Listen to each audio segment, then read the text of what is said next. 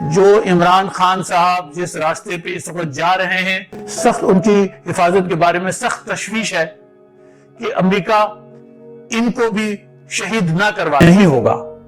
امریکہ کی پچھلے 100 سال کی تاریخ یہ بتاتی ہے کہ دنیا کے اگر کسی لیڈر نے امریکہ کی مرضی کے حساب سے کام نہیں کیا تو انہوں نے اس کو قتل کروایا ہے۔ آپ کی جنگوں میں شریک نہیں ہوں گے، بٹ ہم آپ کے دوست امن میں رہیں گے، یہ امریکہ کو ہضم نہیں ہوگا۔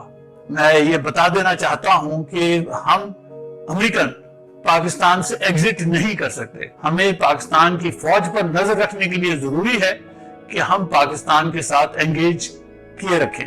ڈینیل مارکی اپنی کتاب میں مزید لکھتا ہے کہ ہم نے آج سے 72 سال پہلے یہ فیصلہ کر لیا تھا کہ پاکستان کو ڈیولپ ہونے کی اجازت نہیں دی جا سکتی۔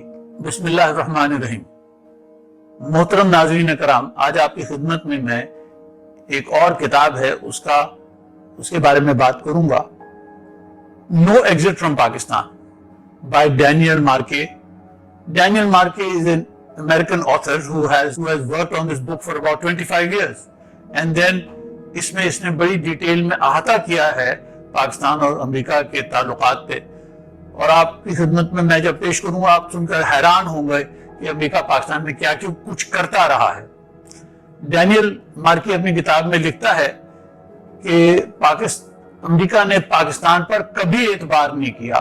The Americans have never trusted the Pakistanis۔ اور اگلی بات وہ یہ کہتا ہے کہ ہم جتنے زیادہ پیسے پاکستانیوں کو دیتے ہیں وہ اتنی ہم سے زیادہ نفرت کرتے چلے جاتے ہیں۔ The more money we give to the Pakistanis, the more they hate us۔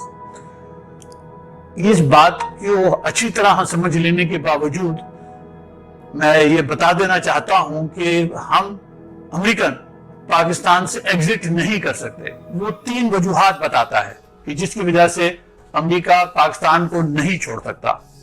Number 1، Pakistan کا نیوکلیئر اور میزائل پروگرام اتنا بڑا ہے اور اتنا ایکسٹینسو ہے کہ اس کے اوپر نظر رکھنا ضروری ہے، اس لیے ہمیں پاکستان کے ساتھ مسلسل انگیج کرنا پڑے گا۔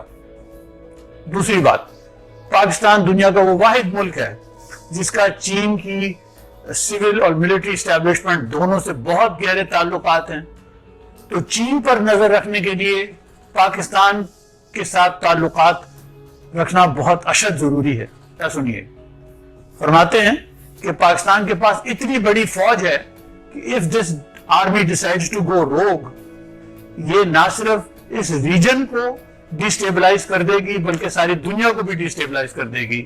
تو لہذا ہمیں پاکستان کی فوج پر نظر رکھنے کے لیے ضروری ہے کہ ہم پاکستان کے ساتھ انگیج کیے رکھیں۔ یہ تو 3 وجہ ہے پاکستان کے ساتھ تعلقات رکھنے کی۔ ڈینیل مارکی اپنی کتاب میں مزید لکھتا ہے کہ ہم نے آج سے 72 سال پہلے یہ فیصلہ کر لیا تھا کہ پاکستان کو ڈیولپ ہونے کی اجازت نہیں دی جا سکتی۔ ہم پاکستان کو دنیا اسلام کو لیڈ کرنے کی اجازت نہیں دے سکتے، اور اس کے لیے ہم نے کچھ طریقے اپنائے ہیں، اور وہ طریقہ یہ ہے کہ پچھلے 72 سال سے ہم نے پاکستان کو we have kept it in a managed destabilized position، کہ اس کو اتنا ڈیسٹیبلائز رکھو کہ جس کو ہم مینج کر سکیں۔ اور پھر وہ یہ بھی بتاتا ہے کہ ہم اس مینجڈ ڈیسٹیبلائزیشن کو کرتے کیسے، کہ ہم پاکستانی لیڈرز کو خریدتے ہیں، جس کے اندر پولیٹیکل لیڈرز بھی ہیں، سول اور ملٹری کی بیوروکریسی کے لیڈرز بھی ہیں، جس میں جرنلسٹ بھی ہیں، میڈیا ہاؤسز بھی ہیں اور اکیڈمیشنز بھی ہیں۔ ڈینیل مارکی یہ کتاب میں لکھتا ہے کہ پاکستانی لیڈرز اپنے آپ کو بہت تھوڑی قیمت پہ بیچ دیتے ہیں، اتنی تھوڑی قیمت کہ ان کو کوئی امریکہ جانے کا ویزا ہی مل جائے، یا ان کی اولاد کو، بیٹوں یا بیٹیوں کو کوئی امریکہ اسکالرشپ مل جائے، اور اس چھوٹی سی چیز کے اوپر وہ پاکستان کے مفادات کو آسانی سے بیچنے کو تیار ہو جاتے ہیں۔ میں اب آپ کی خدمت میں یہ بتانا چاہتا ہوں کہ میں 1980 سے گورنمنٹ آف پاکستان سے کنٹینیوسلی ڈیل کرتا ہوں، اور یہ بات میں نے خود دیکھی ہے کہ یہ امریکن ہماری سول سروسز کو بھی، ملٹری سروسز کو بھی کس طریقے سے وہاں کے افسروں کو اس بات کے لارے لپے دیتے ہیں کہ ہم آپ کے بچوں کو اسکالرشپ دے دیں گے، اور کس طریقے سے پھر وہ باہر پڑھنے چلے جاتے ہیں۔ 4 سال کے لیے تو بیچلرز ڈگری ہوتی ہے، اس کے اندر وہ جو صاحب جن کی اولاد گئی تھی باہر پڑھنے، وہ بک چکے ہوتے ہیں امریکہ کو، پھر اس کے بعد اس نے ماسٹرز کرنا ہوتا ہے، 1-2 سال اس میں لگ جاتے ہیں، اس کے بعد گرین کارڈ۔ تو اس طرح سے یہ شخص تو اب بک گیا۔ تو پاکستان میں یہ کام امریکہ پچھلے 72-73 سال سے کر رہا ہے۔ سب سے پہلے انہوں نے لیاقت علی خان کو قتل کروایا، اور لیاقت علی خان کے قتل کا اب سارا ڈاکیومنٹس ڈی کلاسیفائی ہو چکے ہیں۔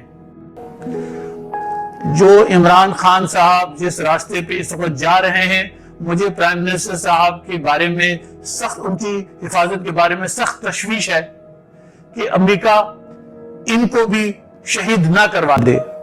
میرے یقین ہے کہ جو لاہور کا جو واقعہ پیش آیا ہے، اس کے اندر جو ٹارگٹ تھا وہ تو عمران خان صاحب ہی تھے، اور یہ معاملہ ابھی اور آگے چلتا رہے گا۔ میں اپنے تمام ہم وطنوں سے، اپنے تمام بہن بھائیوں سے، دوستوں سے یہ کہنا چاہتا ہوں کہ نظر رکھیں کہ دیکھیں امریکہ کے ساتھ جو اب پرائم منسٹر صاحب نے پوزیشن لی ہے کہ ہم آپ کے ساتھ آپ کی جنگوں میں شریک نہیں ہوں گے، بٹ ہم آپ کے دوست امن میں رہیں گے، یہ امریکہ کو ہضم نہیں ہوگا۔ امریکہ کی پچھلے 100 سال کی تاریخ یہ بتاتی ہے کہ دنیا کے اگر کسی لیڈر نے امریکہ کی مرضی کے حساب سے کام نہیں کیا تو انہوں نے اس کو قتل کروایا ہے۔ یہ ایک نہیں ہے، یہ بہت سارے قصے ہیں۔ وہ پاکستان پر ہر قسم کے جھوٹے الزامات لگا کر پاکستان کو ایک بہت مشکل وقت میں ڈال سکتے ہیں۔ تو میرے بھائیوں، بہنوں، دوستوں، بزرگوں، یہ سمجھ لو کہ ہم سب کو کھڑا ہو کر پاکستان کے لیے کھڑا ہونا ہوگا اور حفاظت کرنی ہوگی، اور دیکھنا ہوگا کہ کن کے بچے باہر پڑھ رہے ہیں، اور وہ کن اسکالرشپس پہ گئے ہیں، اور وہ کن پوزیشن پہ پاکستان میں بیٹھے ہوئے ہیں۔ سول بھی ہے، ملٹری بھی ہے، پولیس بھی ہے، رینجرز بھی ہے، بارڈر سیکیورٹی فورس، سب لوگ ہیں جن کے ساتھ امریکہ نے ان کو خریدا ہوا ہے۔ بہت شکریہ۔ یہ ایک نہیں ہے، یہ بہت سارے قصے ہیں۔ وہ پاکستان پر ہر قسم کے جھوٹے الزامات لگا کر پاکستان کو ایک بہت مشکل وقت میں ڈال سکتے ہیں۔